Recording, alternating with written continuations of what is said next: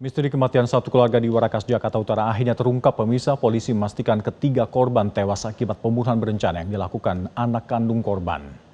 Setelah 1 bulan penyelidikan, Polda Metro Jaya hanya menetapkan Abdullah Syauki Jamaluddin sebagai tersangka tunggal. Pemuda 22 tahun ini terbukti meracuni ibu dan kedua saudaranya hingga tewas di rumah kontrakan. Dari hasil otopsi, Puslap Polri menunjukkan adanya kandungan fatal, yakni zinc popsida atau racun tikus pada organ dalam ketiga jenazah ini. Dokter forensik juga menemukan tanda peradangan hebat di lambung dan juga paru-paru korban hingga menyebabkan kematian.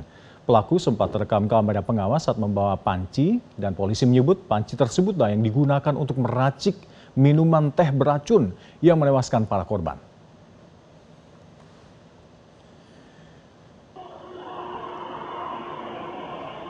Dan pemirsa, modus pelaku ini tergolong sangat keji. Tersangka terlebih dulu membuat korban pingsan sebelum akhirnya mencekoki racun secara paksa ke mulut para korban.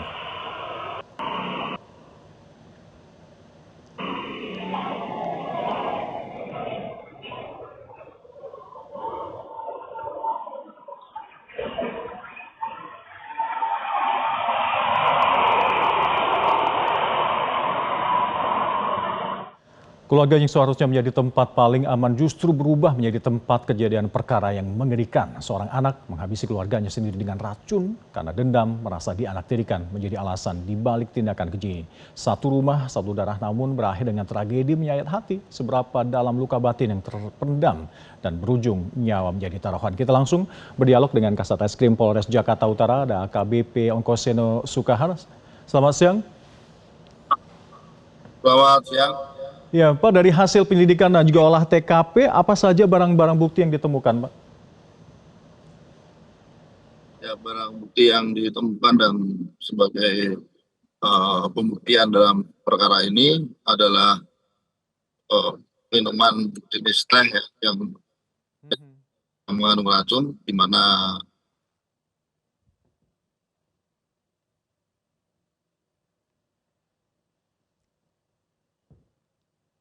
barang bukti ini masih ada dalam tubuh para korban, baik kandungan tehnya maupun kandungan racunnya. Kemudian juga dari keterangan pelaku sendiri yang bersangkutan menyatakan atau mengakui bahwa telah meracun ketiga anggota keluarganya itu di 1 hari atau semalam sebelum akhirnya ditemukan tanggal 2 Januari tersebut. Pak Ongkoseno, dari runtutan peristiwanya, kronologinya seperti apa pelaku ini melancarkan aksinya dan sudahkah diketahui dari mana ia mendapatkan zat beracun tersebut? Ya, pelaku awalnya membeli zat tersebut karena zat tersebut didapat dari racun tikus ya, di mana racun tikus tersebut bisa dibeli di mana saja. Kemudian racun itu dibawa pulang, disimpannya. Kemudian di tanggal 1 Januari ketika ada kesempatan untuk merebus teh, yang bersangkutan merebus teh, kemudian menunggu sampai anggota keluarga yang lainnya itu terlelap. Kemudian pada sekitar dini harinya ya, sekitar dini hari itu dia menyuapkan teh tersebut ke mulut para korban. Baik, terkait dengan motif di mana pelaku ini merasa dianaktirikan, apa ini memang murni persepsi subjektif dari sang pelaku atau memang ada riwayat konflik dengan keluarga sebelumnya yang berkepanjangan sebelumnya, Pak Ongkoseno?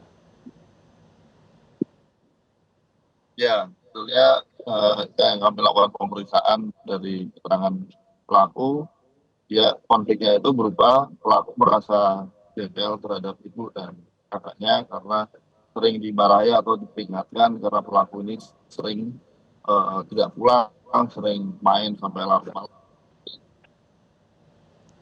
Dan terhadap adiknya juga dia terkadang berebut handphone yang itu menyebabkan kandungan pada depan. Apakah polisi mengetahui seperti apa sebenarnya profil dari pelaku ini di lingkungan Warakas selama ini? Apa memang dikenal sebagai pribadi tertutup atau pernah terlibat dengan masalah hukum sebelumnya, Pak Ankoseno? Dari hasil pemeriksaan psikiater Polri juga itu yang bersangkutan memang dinyatakan memiliki sifat agresif dalam pemecahan masalahnya. Mhm. Iya. Dengan adanya unsur dendam dan juga persiapan alat yakni racun sebelumnya, apakah polisi ini akan menerapkan pasal 340 pembunuhan berencana, Bang Koseno?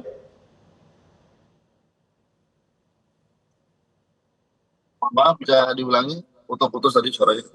Iya, dengan adanya unsur dendam dan juga persiapan sebelumnya, yakni mempersiapkan alat yakni racun, apakah polisi akan menerapkan pasal 340 pembunuhan berencana, Pak? Ya, kami terapkan pasal pembunuhan berencana sesuai dengan KUHP nasional sekarang adalah pasal 459 dengan ancaman hukuman mati, hukuman penjara seumur hidup atau hukuman penjara selama 20 tahun. Mhm. Iya. Pak Onkoseno, apakah ada imbauan dari polisi kepada masyarakat terkait dengan kepekaan terhadap konflik domestik khususnya keluarga ini agar tidak berakhir konflik keluarga tidak berakhir pada kriminal yang seperti ini, Pak? Ya, ya Kak, kami dari kepolisian mengimbau untuk keluarga agar selalu menjaga komunikasi dan menjaga kenyamanan dan keamanan di lingkungan terkecil yaitu keluarga. Tapi mungkin secara lebih detail himbauan seperti ini nantinya bisa disampaikan oleh psikolog atau ahli yang terkait dengan parenting atau keluarga. Mhm, mhm, mhm. Baik, baik. Baik, terima kasih Pak Onkoseno Sukahar telah bergabung bersama kami, Kasat Reskrim Polres Metro Jakarta Utara. Terima kasih telah berbagi bersama kami. Jelajahi cara baru mendapatkan informasi. Download Metro TV Extend sekarang.